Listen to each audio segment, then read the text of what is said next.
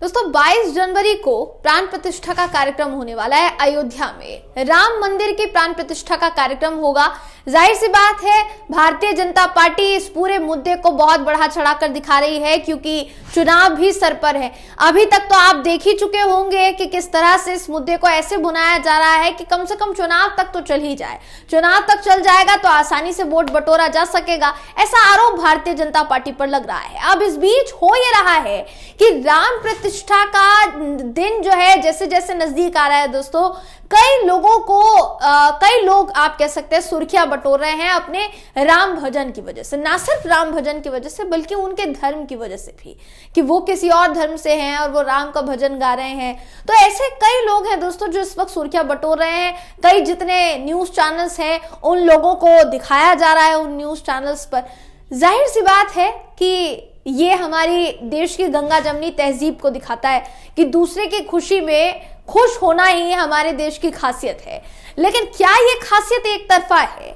क्या ये खासियत दो तरफा नहीं हो सकती है? ये सवाल क्यों खड़े हो रहे हैं, इस खबर में आपको बताने की कोशिश करूंगी। नमस्कार दोस्तों, मेरा नाम है जयंती झा और आप देख रहे हैं देश नीति।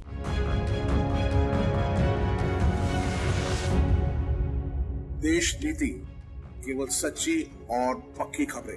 दोस्तों राम मंदिर का मुद्दा उफान मार रहा है।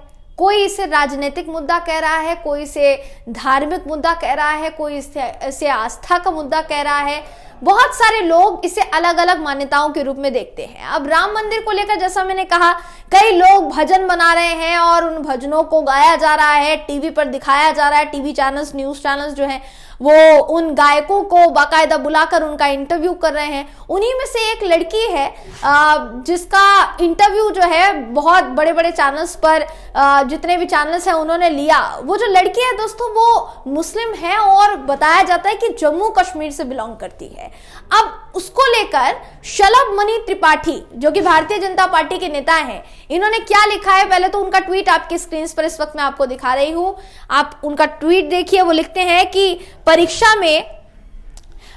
में अच्छे नंबर लाने की वजह से चर्चा में आई कश्मीर की बतूल जहरा अब अपने मधुर राम भजन के चलते लोगों की तारीफें पा रही हैं। जहरा माननीय पीएम श्री नरेंद्र मोदी जी से प्रभावित हैं, सुनिए आप भी उनका भजन। यहाँ उन्होंने एक वीडियो शेयर किया है जो बताया जा रहा है कि उसी मुस्लिम लड़की का है दोस्तों जिसने राम जी का भजन गाया है। उस लड़की का कहना है कि यूट्यूब पर उसने जुबिन नौटियाल का एक गाना सुना और उसके बाद उसने उसी गाने के बोल पर आधारित या धुन पर आधारित एक गाना बनाया है, एक भजन बनाया है। ये उस बच्ची का कहना है, ये लड़की का कहना है। अब सबसे जरूरी बात यहाँ ये जो कि समझ में भी आती है दोस्तों, जैसा मैंने कहा गंगा जमनी तहजीब को बेशक ये दिखाता है, लेकिन कहा जाता है हमारा जो धर्म है सनातन धर्म वो भी इतना उदारवादी है कि हर कोई उससे जुड़ाव रखता है। एक हो सकता है कई लोग इससे इत्तेफाक रखते हो, कई लोग इसको ना मानते हो, सबके तर्क अलग अलग हो सकते हैं। यहाँ सबसे मेन जरूरी बात यह है कि जिस तरह से वो लड़की राम का भजन गा रही है, जब मस्जिद का इनॉग्रेशन होगा, क्योंकि आपको पता होगा अयोध्या में एक मस्जिद भी बन रही है जिसके बारे में आगे आपको तफ्तीश से जानकारी दूंगी।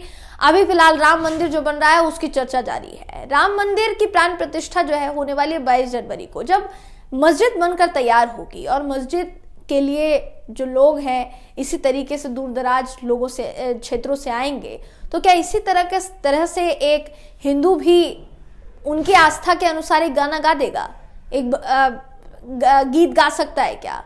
ये सवाल इसलिए पूछा जा रहा है कि जब वो हमारी आस्था में हमारे साथ, हमारे सुख में दुख में एक साथ रह सकते हैं और हमारी आस्था का हिस्सा बनने के लिए वो सामने से आ सकते हैं, तो क्या आप उनकी आस्था के लिए सामने से नहीं आ सकते? और अगर नहीं आ सकते तो फिर क्या इसे ढोंग ना माना जाए दोस्तों?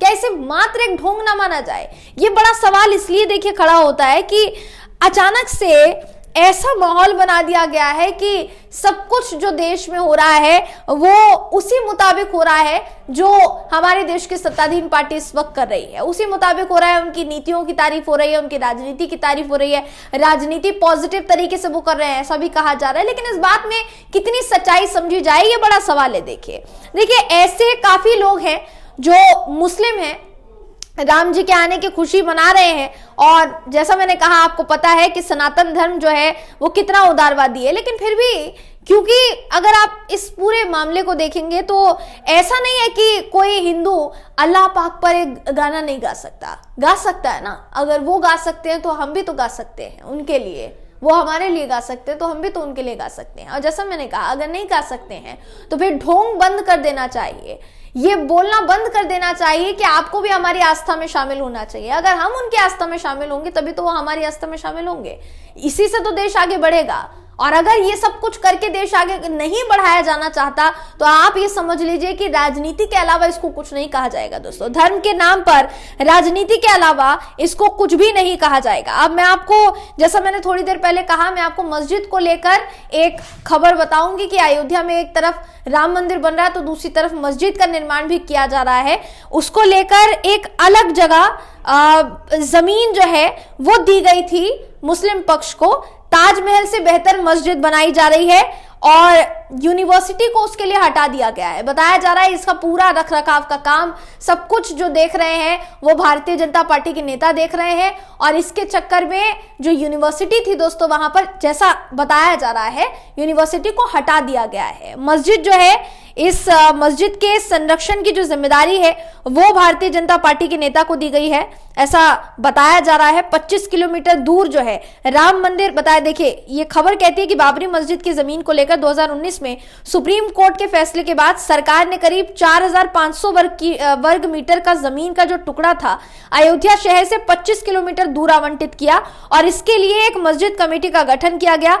बाबरी मस्जिद वाली जगह पर राम मंदिर बनकर तैयार है जहां पर प्राण प्रतिष्ठा होने वाली है। दूसरी तरफ अयोध्या में मस्जिद की एक भी ईंट अभी तक नहीं रखी गई है, जबकि इसका पूरा निर्माण का जो जिम्मा है वो भारतीय जनता पार्टी के कंधों पर है। भारतीय जनता पार्टी के नेतागण इस पूरे मस्जिद को बनाने में या इसके रखरखाव करने में अहम भूमिका निभा रहे हैं। ऐसे में सवाल ये उठता है कि मस्जिद कब तक बनकर तैयार होगी।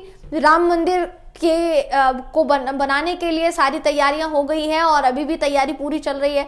मस्जिद को बनाने की तैयारी कब होगी, ये भी बड़ा सवाल जो है खड़ा हो रहा है। जिस दिन मस्जिद बनकर तैयार हो जाएगी, क्या यही माहौल उस दिन भी रहेगा जो अभी है? और अगर नहीं तो क्या ये राजनीति नहीं है? अपनी राय कमेंट करके जरूर बताइएगा दोस्तों। वीडियो अगर आपको पसंद आया हो तो वीडियो को लाइक कीजिए, शेयर कीजिए, चैनल को सब्सक्राइब करना बिल्कुल भी ना भूलें। फिर मुलाकात होगी आपसे अगली वीडियो में, तब तक के लिए नमस्कार।